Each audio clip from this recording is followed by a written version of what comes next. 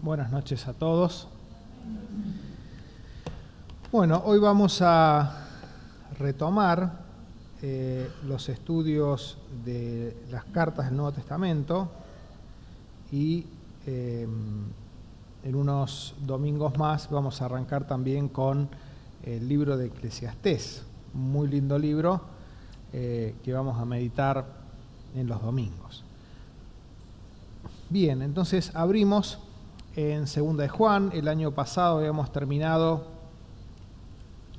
con primera carta de Juan, una carta realmente muy práctica, muy linda, con muchas enseñanzas directas para nosotros. Y si hablamos de esta carta de Segunda Juan, primero tenemos que comentar un poco a quién está dirigida esta carta, ¿no?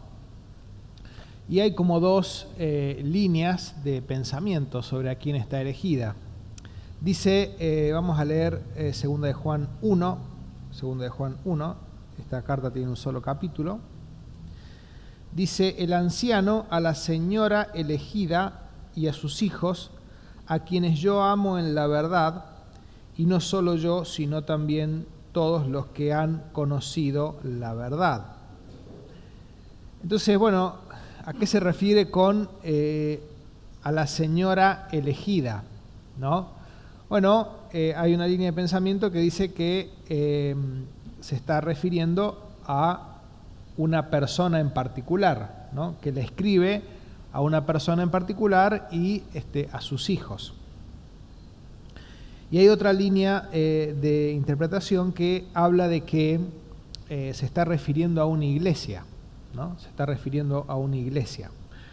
Vamos a ver, por ejemplo, al final también de esta carta,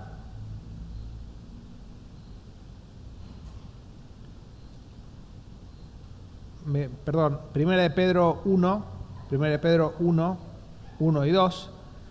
Primera de Pedro 1, 1 y 2 dice: Pedro, apóstol de Jesucristo, a los expatriados de la dispersión en el Ponto, Galacia, Capadocia y Bitinia, elegidos según la presciencia de Dios Padre en santificación del Espíritu, para obedecer y ser rociados con la sangre de Jesucristo, gracia y paz os sean multiplicados. Fíjense que aquí termina hablando de, o empieza hablando de los elegidos que estaban en Asia, ¿no? Y si vamos a 1 de Pedro 5:13,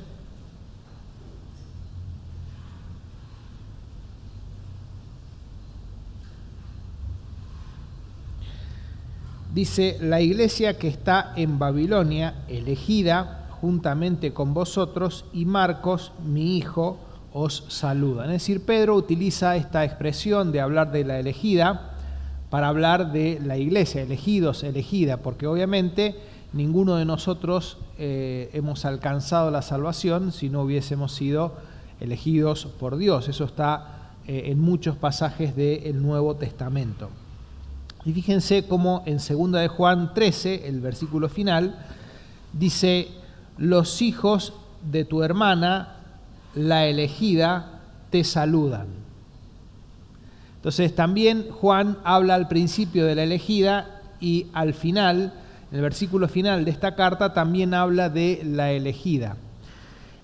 Bueno, no parece muy armonioso que si fuera que está hablando de una mujer, el destinatario de la carta, que también se llamara elegida y que también estuviera con la hermana, el apóstol Juan. Lo que tienden los comentaristas más conocidos es a pensar que se refiere a una iglesia, ¿no?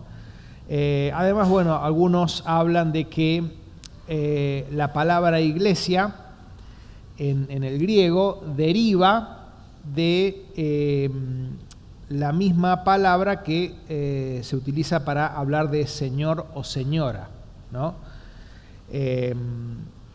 Entonces, esa derivación y además todos estos problemas que tienen de que una persona se llame elegida, es lo que hace pensar y la forma en la que Pedro también utiliza lo mismo allí en la primera carta, hace pensar que se está refiriendo a una iglesia, que está escribiendo a una iglesia que es la elegida, y los hijos de esa iglesia son los creyentes que se congregan en esa iglesia, ¿no? Y los hijos de tu hermana, la elegida, bueno, está hablando de otra iglesia también con los creyentes que se congregan en esa iglesia. Entonces, los destinatarios de esta carta muy probablemente sería una iglesia a la cual les refuerza el hecho de obedecer los mandamientos del Señor, ¿no? Bien, después podemos preguntarnos cuándo se redactó esta carta, ¿no?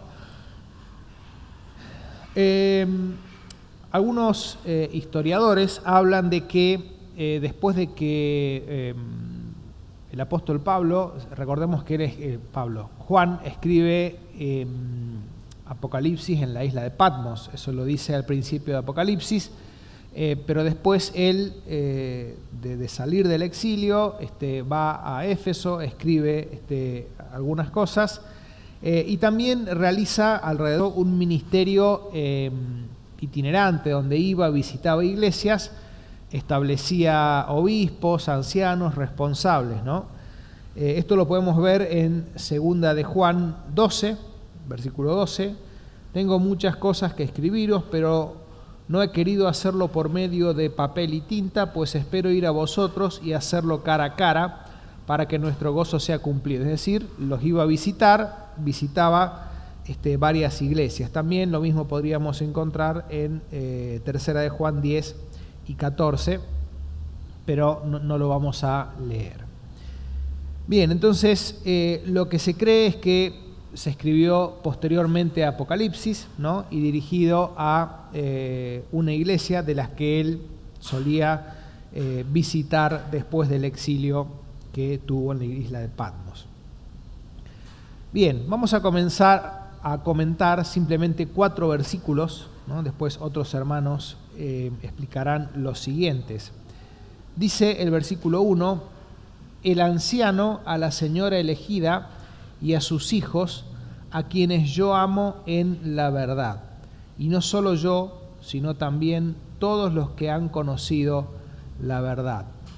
Algunas cosas me llamaron mucho la atención en este versículo. Dice primero que el apóstol Juan amaba a la iglesia, a esta elegida. Dice, a quienes yo amo en la verdad. Y qué importantes son estas dos palabras juntas, ¿no? Porque cuando las separamos, caemos en serios errores que tienen impacto en la iglesia. Cuando lo que predomina es el amor,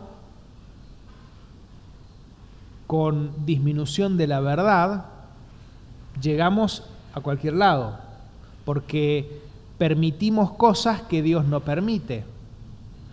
El apóstol Pablo le tiene que decir a los corintios, ellos se estaban jactándose del amor que tenían, ellos estaban jactándose de la libertad que ellos tenían como iglesia, y ellos permitían en su congregación que un hombre estuviera con la mujer, con la esposa de su padre, ¿no? Y ellos lo permitían. Y el apóstol Pablo le tiene que decir, ustedes están llenos de toda jactancia, ¿no? Y hay veces que en el nombre del amor permitimos cosas que Dios no permite. Y eso es incorrecto. ¿Por qué? Porque jamás nosotros, los seres humanos, vamos a ser más buenos que Dios. Dios es perfecta bondad. Dios es perfecto amor. Cuando nosotros olvidamos un poco la verdad y vamos con todo con el amor, permitimos cosas que Dios no permite. Damos licencias que Dios no permite. Entonces aquí Juan dice, yo te amo a la iglesia en la verdad. Ahora también es importante que la verdad esté acompañada de amor, ¿no? Nosotros siempre tenemos que animar, exhortar, corregir, a los hermanos con la verdad de Dios. No interesa tanto mi opinión o la opinión de las personas, sino lo que Dios dice en su palabra, ¿no? Y hay veces que eso hace que tengamos que tener conversaciones difíciles con las personas, porque lo que tenemos que decirles es que hay cosas en su vida que no son correctas acorde a lo que Dios ha manifestado y acorde a lo que Dios quiere.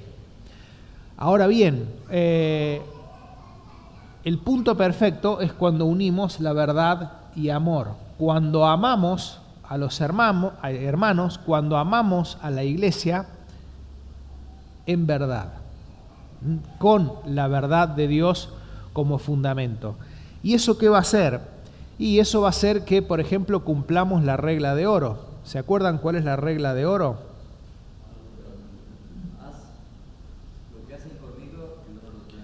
Lo que yo quiero, como quieren que los hombres te traten a ti, trata así a los demás. O sea, si a mí me gusta que me griten, que me menosprecien, que me ninguneen, que me digan las cosas mal, bueno, entonces yo podría decírselo a otros, pero como a ninguno de nosotros nos gusta que nos traten de esa forma, entonces así yo tengo que decírselo a los demás. Y lamentablemente, por eso es que dice Jesucristo, esta es la regla de oro. Si siguiéramos esta regla, muchísimos problemas nos evitaríamos, muchísimos conflictos no tendríamos. Porque hay veces que decimos las cosas con amor pero sin verdad, y eso está mal, y hay veces que decimos las cosas con verdad pero sin amor, y eso también está mal, ¿no? Entonces aquí el apóstol Pablo dice, yo los amo en la verdad. Quisiera también otra cosa importante, porque ya lo van a comentar algunos hermanos más adelante. Esta carta también habla de algunos errores doctrinales serios que había, como aquellos que decían, por ejemplo, porque muchos, versículo 7, porque muchos engañadores han salido por el mundo y no confiesan que Jesucristo ha venido en carne. No estamos hablando de que, tenemos alguna diferencia en algún aspecto muy fino y sutil. No, Jesucristo no ha venido. Eso era lo que andaban predicando algunos. Dice, no puedo decir, el apóstol Juan decía, no, a ellos no los amo en la verdad. Yo amo a los hermanos, amo a la iglesia en la verdad, dejando afuera estas barbaridades doctrinales que son para considerarlos herejes y no miembros de la iglesia del Señor. Bien, pensando y reflexionando en algunos versículos sobre este mismo punto, Efesios 4:15, le voy a pedir a Gustavo que me ayude con la lectura. Efesios 4:15 y después vamos a leer Salmo 25:10. Sino que siguiendo la verdad en amor, crezcamos en todo en aquel que es la cabeza, esto es Cristo. Muy bien, siguiendo la verdad en amor. Si hay algo que tenemos que seguir, ¿qué significa con respecto a lo que tenemos que seguir? ¿Cómo está lo que tenemos que seguir? En movimiento, ¿no? Si yo tengo que seguir algo, significa que tengo que tener una actitud de búsqueda de eso, de perseverancia de eso, ¿no? Y lo que está queriendo reflejar aquí es que no es fácil seguir la verdad en amor. Tiene que haber un esfuerzo, tiene que haber una actitud constante de búsqueda para seguir la verdad en amor. Hay veces que quiero decir las cosas con amor y me cuesta decirlo con la verdad, porque es duro lo que le tengo que decir y viceversa. Y cuando realmente seguimos la verdad en amor, es que vamos a crecer como pueblo suyo. Salmo 25:10.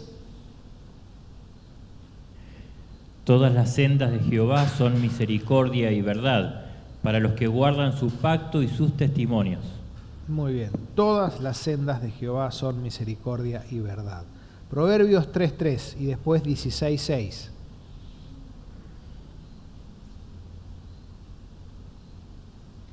Nunca se aparten de ti la misericordia y la verdad. Átalas a tu cuello, escríbelas en la tabla de tu corazón. Fíjense qué hermosas figuras utiliza, ¿no?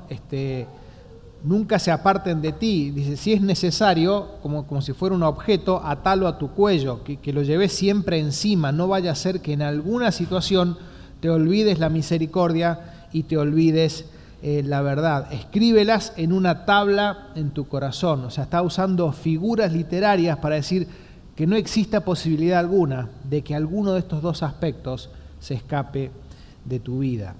Y el 16:6. Con misericordia y verdad se corrige el pecado, y con el temor de Jehová los hombres se apartan del mal. Qué hermoso texto. ¿Cómo hacer para que un hermano, una hermana, una persona que aún no ha creído se aparte del pecado? Con misericordia y verdad. Planteándole la verdad de Dios con amor. Yo puedo decirle una gran verdad, señalándolo y acusándolo, sintiéndome yo el súper justo y él o ella el súper pecador. Pero eso no es con la verdad en amor, o con misericordia y verdad. Con misericordia y verdad se corrige el pecado. Está muy bien que nos animemos, y la palabra de Dios lo dice, animaos, exhortaos los unos a los otros, porque necesitamos todos estarnos, por eso es importante que vivamos juntos en el sentido de que nos congreguemos y estemos en contacto, porque un día alguno me va a animar, algún día yo voy a animar a alguien, algún día alguien me va a exhortar y algún día a alguien voy a exhortar, ¿no? Bien, dice después,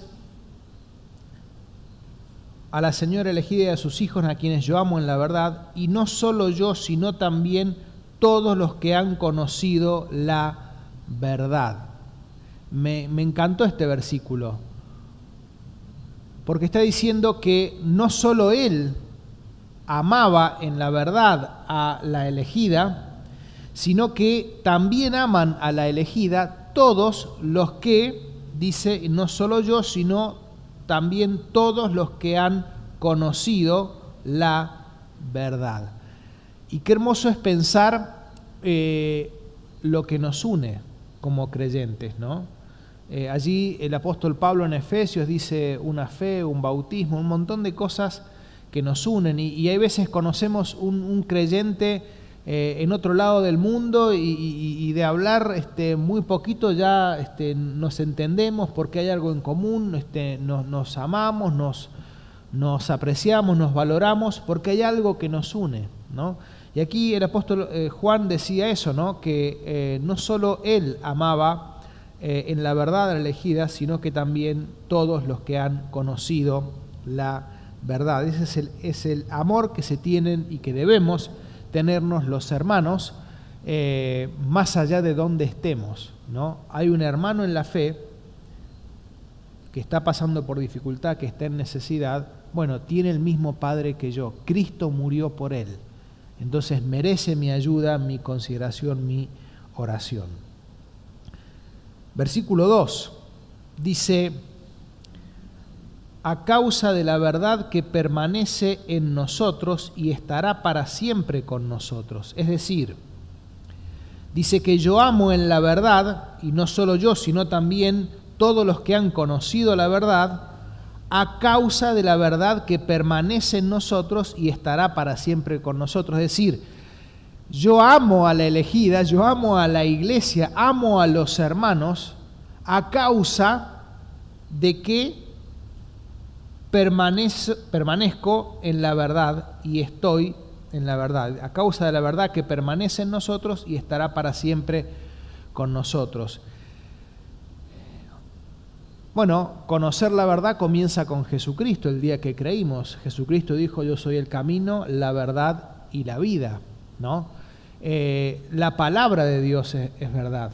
Juan 17:17 dice: santifícalos en tu verdad, tu palabra es verdad.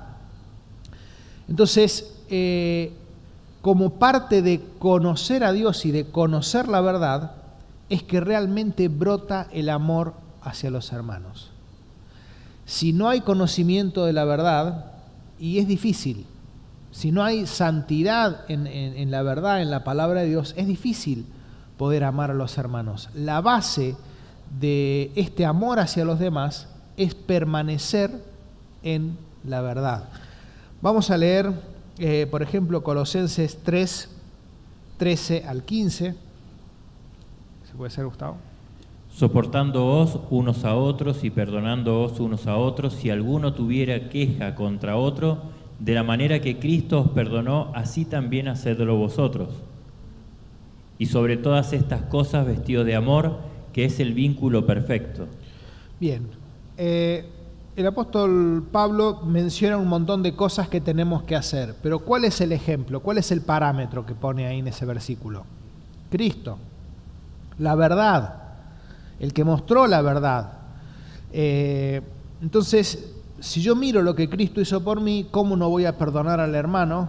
Si permanezco en la verdad, si permanezco en Cristo, ¿cómo no voy a perdonar al hermano? ¿Cómo no voy a soportar al hermano? ¿Cómo no voy a ayudar al hermano? ¿Cómo no voy a manifestar amor a los hermanos? Por eso decimos, y es lo que dice aquí el apóstol Juan, que el permanecer en la verdad hace que amemos a los hermanos.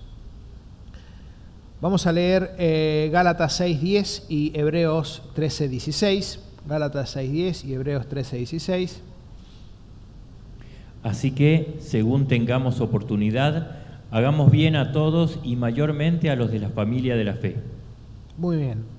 Habla de vuelta, es el amor que tenemos por permanecer en la verdad, el que hace que ayudamos a los demás, ayudamos a las personas en general y mayormente a los de la familia de Dios. Hebreos 13:16.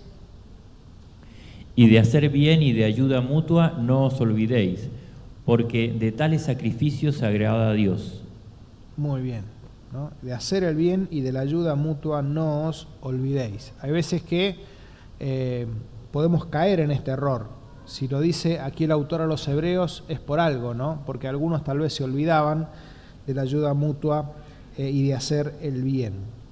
Bien, vamos entonces al versículo 3. El versículo 3 es básicamente un saludo, como hay en otras ocasiones. Vamos a leer saludos muy parecidos, 1 Timoteo 1:2 y 2 Timoteo 1:2. Gustavo, si puede ser. A Timoteo, verdadero hijo en la fe, gracia, misericordia y paz de Dios nuestro Padre y de Cristo Jesús nuestro Señor. A Timoteo, amado hijo, gracia, misericordia y paz de Dios Padre y de Jesucristo nuestro Señor. Bien, son formas de saludar, de desear buenas cosas para los hermanos que también utilizaba Pablo y también utiliza aquí el apóstol Juan. Y el versículo 4 dice lo siguiente: mucho me regocijé porque he hallado a algunos de tus hijos andando en la verdad, conforme al mandamiento que recibimos del Padre. Bien, hermoso versículo para pensar y meditar. Primero dice, o algunos aspectos a resaltar, algunos me regocijé porque he hallado a algunos de tus hijos andando en la verdad. ¿Cómo andaban algunos? Algunos andaban en la verdad y otros tal vez no andaban en la verdad. O andaban medio en la banquina, ¿no? Yendo y viniendo, un poquito de verdad, un poquito de otras cosas, y así andaban. Pero el apóstol Juan, en estos viajes itinerantes, misioneros que hacía y visitaba estas iglesias, él dice: me he regocijado mucho de ver que algunos de tus hijos, algunos de los creyentes, andaban en la verdad, ¿no? Ahora bien, ¿qué es andar en la verdad? Bueno, andar en la verdad tiene que ver con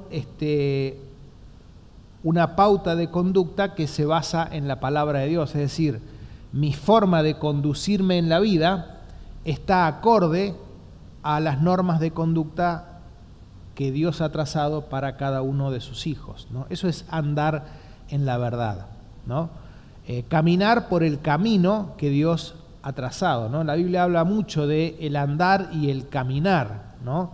Y se está refiriendo a una forma de vida, una forma de conducirnos en la vida. Y está el camino del impío. Dice allí Proverbios 14 que hay camino que al hombre le parece derecho, pero su fin es camino de muerte, ¿no? Un camino que a él le parecía correcto, pero que termina con consecuencias nefastas para él. Y qué importante que en esta noche cada uno de nosotros piense en qué camino está caminando y cómo estoy caminando el camino de Dios, ¿no? Porque hay distintas formas de caminar el camino de Dios, ¿no? Allí en el autor de los Hebreos dice que había algunos que estaban con las rodillas paralizadas y estaban tal vez a un costado del camino, ¿no? Tal vez simplemente estoy viniendo, asistiendo, pero nada más. No estoy corriendo la carrera cristiana, o como comentaba hace unos sábados Martín, algunos están paseando y otros realmente están corriendo para obtener un premio, como decía el apóstol Pablo, ¿no?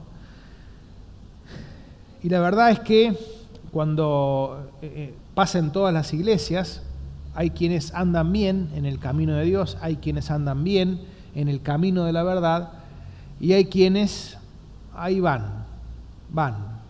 No, el apóstol Juan no podría decir que son de los que andan en la verdad.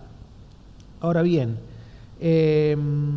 quisiera algunos versículos que meditemos, que nos hablan de este aspecto. Gálatas 5:16. Digo pues, andad en el Espíritu y no satisfagáis los deseos de la carne. Muy bien. Bueno, andar en la verdad, andar en el Espíritu, ¿no? Andar en la verdad, andar en el Espíritu es algo contrario a satisfacer los deseos de mi antigua naturaleza, ¿no? Y todo el tiempo nuestra antigua naturaleza tiene deseos que son incorrectos, contrarios a Dios. Nuestra antigua naturaleza tiene deseos de contestar porque no le gustó lo que nos dijeron, tiene deseos de mirar algo que no corresponde, tiene deseos a veces de mentir para zafar de alguna situación difícil, ¿no? Y continuamente tenemos ese tipo de deseos. Ahora, es como si nosotros vieron los pajaritos, ¿no? Cuando se está acercando la madre con alguna lombriz para darle, están ahí, dame. Y nuestra antigua naturaleza tiene un montón de deseos que batallan en nuestro interior y tienen hambre, ¿no?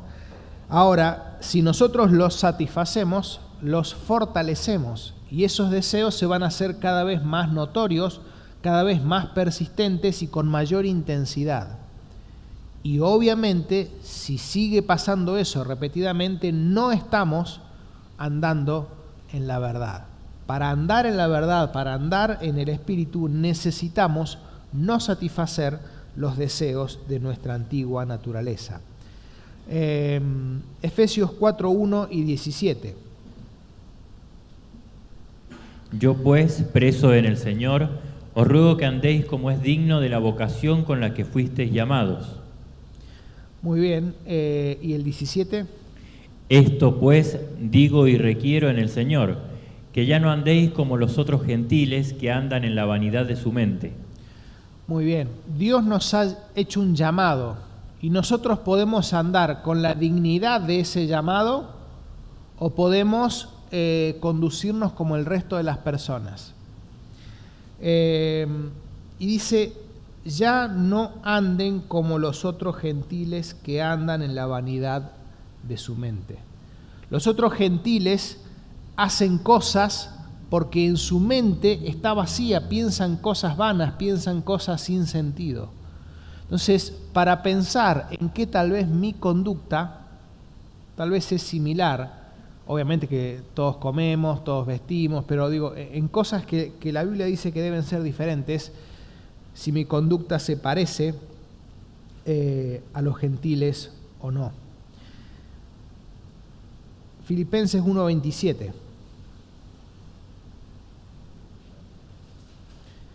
Solamente que os comportéis como es digno del Evangelio de Cristo, para que sea que vaya a veros o que esté ausente, oiga de vosotros que estáis firmes en un mismo espíritu, combatiendo unánimes por la fe del Evangelio. Muy bien, digno del llamamiento. Aquí dice digno del Evangelio de Cristo.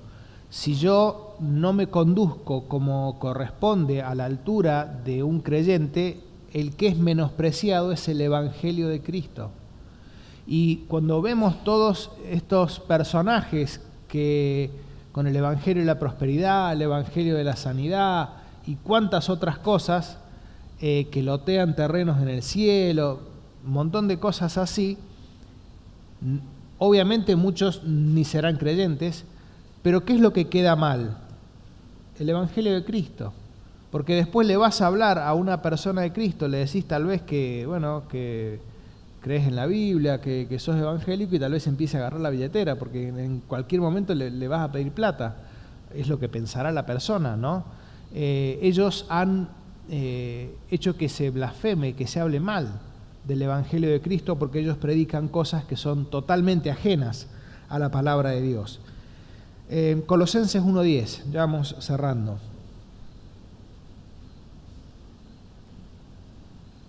Para que andéis como es digno del Señor, agradándole en todo, llevando fruto en toda buena obra y creciendo en el conocimiento de Dios. Fíjense, aquí dice cómo es andar como es digno del Señor. Agradándole en todo, dice. O sea, primero haciendo su voluntad, o sea, haciendo aquellas cosas que explícitamente están escritas que son su voluntad. Llevando fruto en toda buena obra. ¿Qué tengo que hacer para que se pueda cumplir esto? Servir a Dios. Servir a Dios. O sea, yo no puedo andar como es digno del Señor si no estoy sirviendo a Dios. Si no estoy sirviendo a Dios, hay uno de los aspectos de andar como es digno del Señor que tengo que trabajar en mi vida. Y dice, y creciendo en el conocimiento de Dios. Por eso decimos que importante es estudiar la palabra de Dios, no solo leerla, sino estudiarla. Estudiarla y además, cuando habla de ir creciendo en el conocimiento de Dios, no es un conocimiento intelectual, sino que es un conocimiento práctico, es un conocimiento de, no es que yo sé que puedo confiar en el Señor porque escuché un montón de veces que puedo confiar en el Señor. No, es el conocimiento del que aquí habla, es que yo estoy tranquilo de que puedo confiar en el Señor porque he experimentado muchas situaciones en las que confié en el Señor y el Señor vino en mi ayuda. Entonces ya adquirí ese conocimiento práctico interior de que en el Señor se puede confiar. No es la experiencia de otro, no es el conocimiento teórico de otro, sino que es el conocimiento personal de cada uno, ¿no? Entonces, en ese sentido, por supuesto que eso viene por vivir en comunión con el Señor y, por supuesto, la lectura y el estudio de su palabra. Y un último aspecto me llamaba mucho la atención, dice, mucho me regocijé porque he hallado a algunos de tus hijos andando en la verdad. Leemos 1 Tesalonicenses 3:8.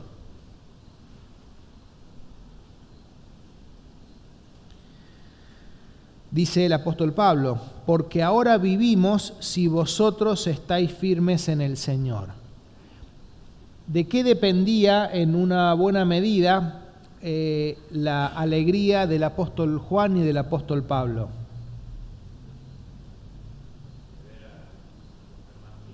De ver a los hermanos andando en la verdad. Y pienso tal vez en los que somos padres, ¿no? Y también es aplicable para todos, pero hay veces que los padres dicen, están orgullosos de sus hijos, ¿no? No, mi hijo, no sabes, súper estudioso, está estudiando, o es abanderado, está en la universidad, o esto, y empiezan a sacar pecho de lo que puede haber logrado su hijo o su hija, ¿no? Y no está mal que uno esté contento por lo bien que pueden haber hecho en la vida sus hijos, pero nuestra principal preocupación, nuestra principal búsqueda debe ser que anden en la verdad, ¿no? Por eso que dice, mucho me regocijé porque he hallado a algunos de tus hijos andando en la verdad.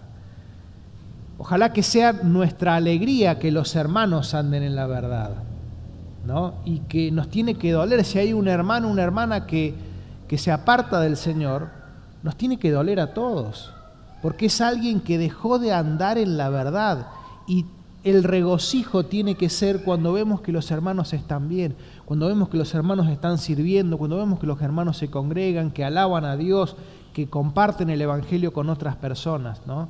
¿Cuáles son nuestros motivos de alegría? El apóstol Juan, el apóstol Pablo estaban tan concentrados, enfocados en la obra de Dios, que el apóstol Pablo llega a decir esto que leímos, ¿no?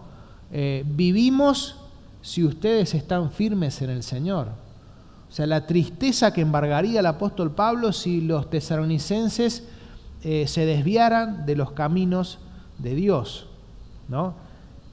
Para pensar, ocuparnos de muchos aspectos como padres de nuestros hijos, pero fundamentalmente ocupémonos de que nuestros hijos caminen en la verdad de Dios. Bien, terminamos hasta aquí. Vamos a darle lugar a Daniel, para que termine cerrando la reunión con una oración, y después seguirán los hermanos en los próximos miércoles estudiando esta hermosa carta de 2 Juan.